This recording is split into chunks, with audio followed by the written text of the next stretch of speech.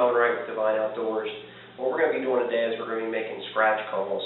And you can see the box call that they have here. And what a scratch call really is it's just basically you have a striker in a box. This is sort of a rough draft of one that I was making. I'm going to show you the materials that you're going to be needing. One is you're going to need a good piece of wood, as far as like cherry is what I like to use. It's going to have to be 2 inches by 4 inches by roughly about 3/4 of an inch thick. Okay, and on this you want the grain to kind of run this way because it just makes a better pattern.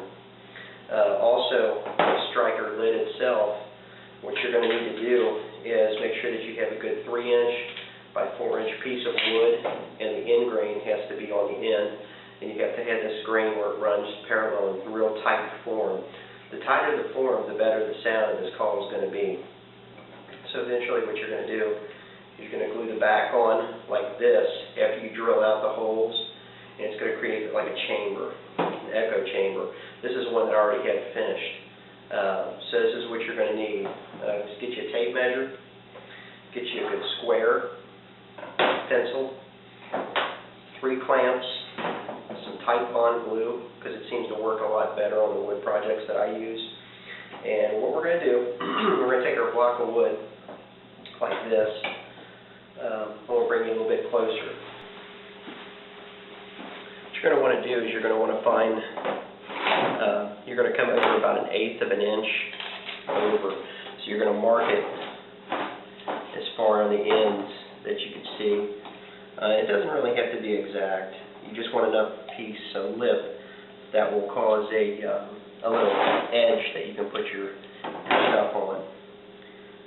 So I'm going to bring it over another 1/8 here. I'm going to bring it here. So what's nice about making these calls is you really don't have to be exact to them.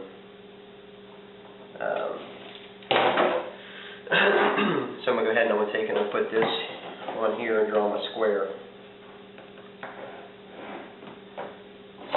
See how that edge is? Bring it around here on the edge.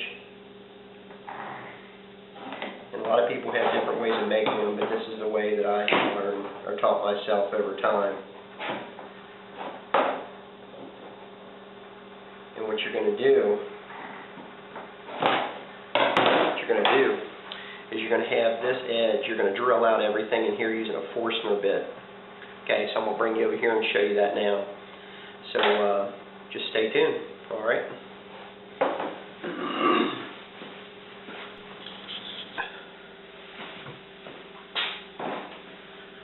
Alright, here's the Forstner bit that we're going to do. I kind of use this as a little edge. I want to kind of bring this forward. You want to set it to the proper depth when you get started. You have to bring it down. You really only want it about 1/8 of an inch to the bottom, because when you drill it out, if you want a good piece of wood left, you can tell right there.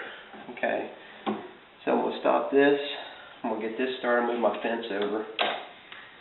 So when I drill, it'll come down. See, I like that around the edge. Lock this in place and get drilling. Get my safety glasses on.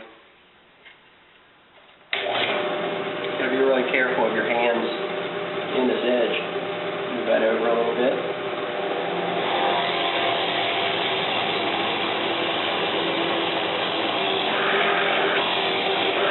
Okay, got that.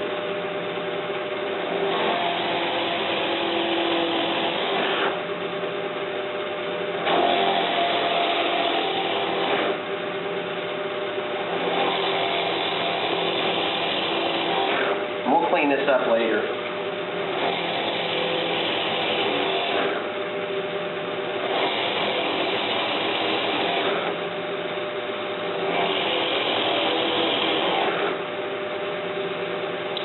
Turn around this edge a little bit.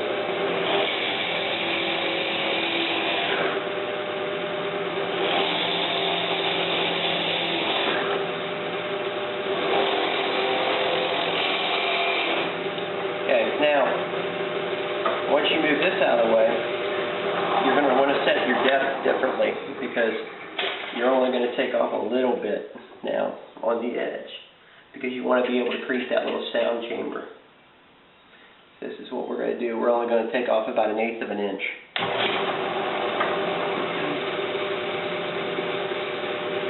Move it over just a little bit. There we go. See how that brings it in?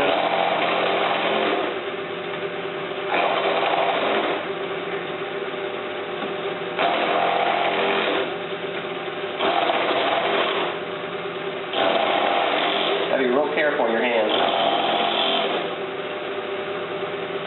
Get over here a minute. There we go. Now that we've got that all drilled out, you can see how it is, and you can see like the little lip that goes here.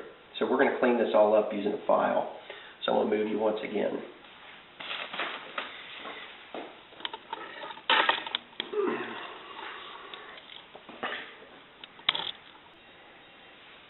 This is the box call, the finished one that's dried. This is made out of cedar with a walnut backing. You can see how I told you about that end grain is what you want to make sure. Now it looks sloppy right now, but what we're going to do is we're going to clean it up with this sanding disc. And if you don't have one of these, you can use really just a hand sander, but it's going to take you a little bit longer, but it's no big deal. What I have here, this is one of my box call jigs.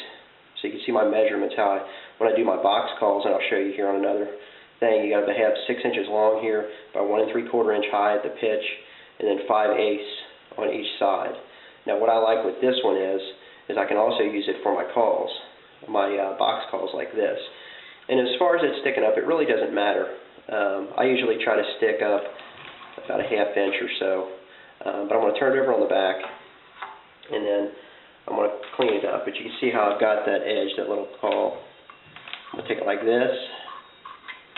Just do my thing, and you'll tune this up. And the way you tune them up is it all has to be done by ear.